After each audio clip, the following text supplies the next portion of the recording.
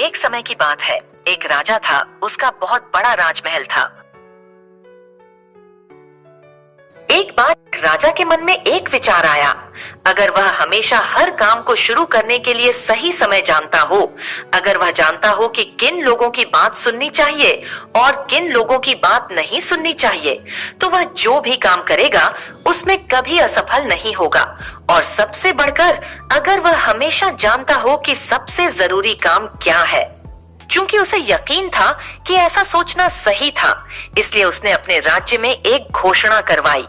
वह उस व्यक्ति को बहुत बड़ा इनाम देगा जो उसे सिखाएगा कि हर काम के लिए सही समय क्या है, सबसे जरूरी लोग कौन है और उसे सबसे जरूरी काम कैसे पता चलेगा। कई विद्वान लोग दरबार में आए, लेकिन सभी ने अलग अलग जवाब दिए। पहले सवाल के जवाब में कुछ ने कहा कि हर काम के लिए सही समय जानने के लिए व्यक्ति को पहले से ही दिनों, महीनों और सालों की एक तालिका बना लेनी चाहिए और उसके अनुसार ही जीना चाहिए। दूसरों ने घोषणा की कि हर काम के लिए सही समय पहले से तय करना असंभव है, लेकिन खुद को बेकार के कामों में न उलझने देते हुए व्यक्ति को हमेशा जो कुछ भी हो रहा है उस पर ध्यान देना चाहिए और फिर वही करना चाहिए जो सबसे जरूरी है।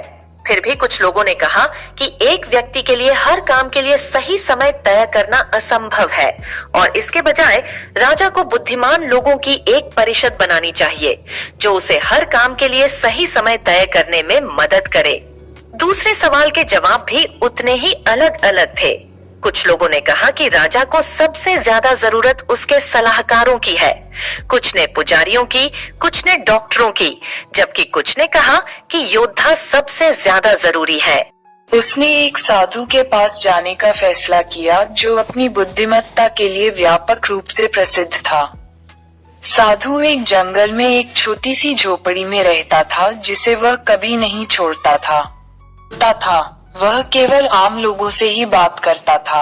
इसलिए राजा ने सादे कपड़े पहने और साधु की कोठरी के पास गया और अपने अंगरक्षक को पीछे छोड़ दिया। अपने घोड़े से उतरकर जीवित रहा। लोगों की सबसे ज्यादा जरूरत है, उनके साथ सही काम करना चाहिए और इसलिए मुझे किस पर सबसे ज्यादा ध्यान देना चाहिए और कौन से मामले सबसे महत्वपूर्ण हैं और मुझे सबसे पहले किस पर ध्यान देने की जरूरत है। साधु ने राजा की बात सुनी लेकिन कुछ नहीं कहा।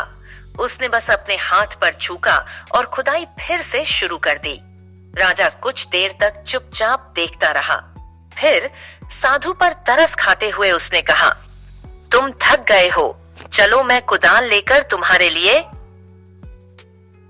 करता हूँ। साधु ने चुपचाप कुदाल थमा दी और जमीन पर बैठ गया। जब उसने 2 क्यारियों खोद ली तो राजा रुक गया और अपने सवाल दोहराए। साधु ने फिर कोई जवाब नहीं दिया, बल्कि उठकर कुदाल के लिए हाथ बढ़ाया और कहा, जब थोड़ा आराम करो और मुझे थोड़ा काम करने दो। लेकिन राजा ने उसे कुदाल नहीं दी और खुदाई जारी रखी। 1 घंटा बीता और दूसरा। सूरज पेड़ों के पीछे डूबने लगा और राजा ने आखिरकार कुदाल जमीन में गाड़ दी और कहा, मैं अपने सवालों के जवाब के लिए तुम्हारे पास आया हूँ, बुद्धिमान। अगर आप मुझे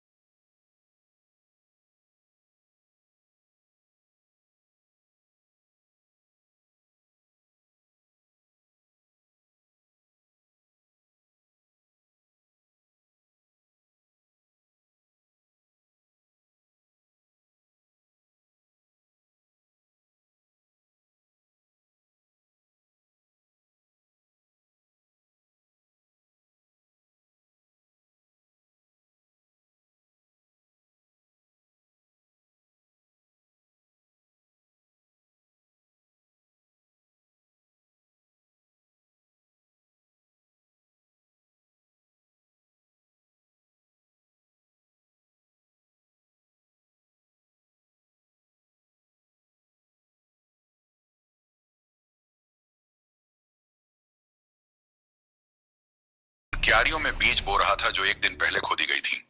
राजा उसके पास गया और बोला, आखिरी बार मैं तुमसे प्रार्थना करता हूं कि तुम मेरे सवालों का जवाब दो। बुद्धिमान आदमी, तुम्हारे सवालों का जवाब पहले ही मिल चुका है। साधु ने कहा, अभी भी अपनी पतली टांगों पर झुका हुआ और राजा की ओर देख रहा था जो उसके सामने खड़ा था। तुम्हारा क्या मतलब है? राजा ने पूछा। क्या तुम नहीं देखते? साधु ने उत्तर दिया, अगर तुमने मेरी कमजोरी पर दया नहीं की होती और मेरे लिए ये के होते तो तुम वापस चले जाते और उस आदमी द्वारा मारे जाते। इसलिए सबसे महत्वपूर्ण समय वह था जब तुम क्यारियों खोद रहे थे और तुम सबसे महत्वपूर्ण आदमी थे और मेरा भला करना तुम्हारा सबसे महत्वपूर्ण काम था। उसके बाद सबसे महत्वपूर्ण समय वह था जब तुम उस आदमी की देखभाल कर रहे थे,